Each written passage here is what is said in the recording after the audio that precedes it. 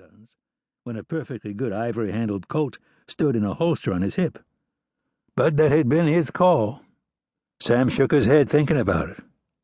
He also had no idea why Grillo chose such a place as the beautiful Dreams Bordello for such a reckoning, though he supposed that didn't matter either.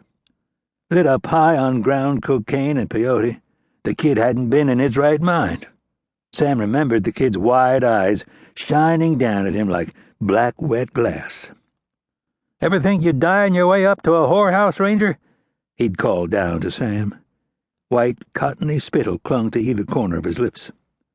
Sam hadn't answered. How could he have replied to such a question as that? He'd been more concerned with those two double barrels on the steps above him than he was in making conversation. The kid held the shotguns propped upward on either hip, poised and ready. Well, almost ready, Sam reflected. The first thing Sam had noticed was that the big shotgun hammers weren't cocked. And that was all he needed to see. Just as the Fort Smith kid's thumbs went over each set of gun hammers respectively, the Ranger raised the big Colt he'd carried, cocked and hanging down his thigh beside his empty holster. Without a word to the kid, Sam had taken quick but careful aim, making sure his shot had his full concentration. Then he'd squeezed the Colt's trigger with finality. "Holy God!" the kid started to shout, trying to swing the shotguns down at the Ranger in time, but he didn't get the words out of his mouth.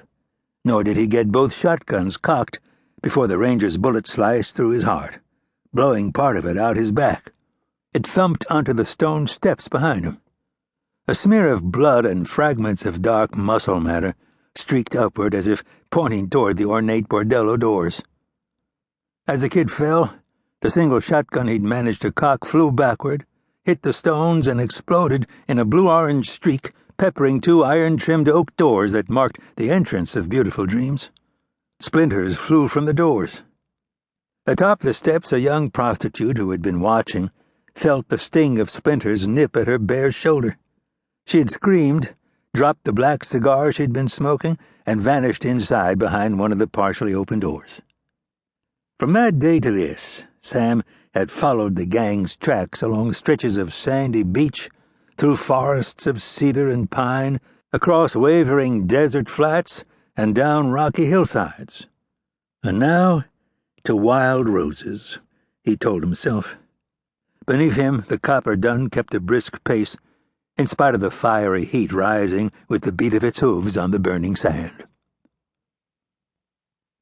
From the hayloft above a plank and adobe livery barn, a young red-haired Scots-Irish woman named Erin Donovan gazed out at the approaching Ranger atop the copper-colored dun.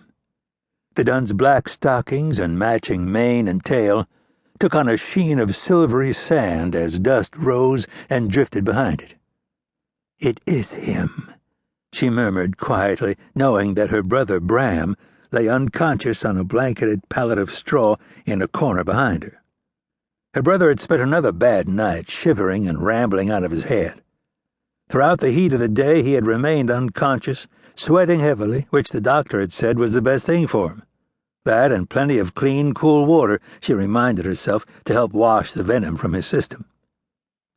She continued to gaze out at the lone rider on the coppery Black Point dun, watching him stop more than 100 yards from town, draw a rifle from his saddle boot, check it, and lay it across his lap. All the while he stared toward Wild Roses as if he could see her, as if he was looking into her eyes deep enough to see the edges of her soul.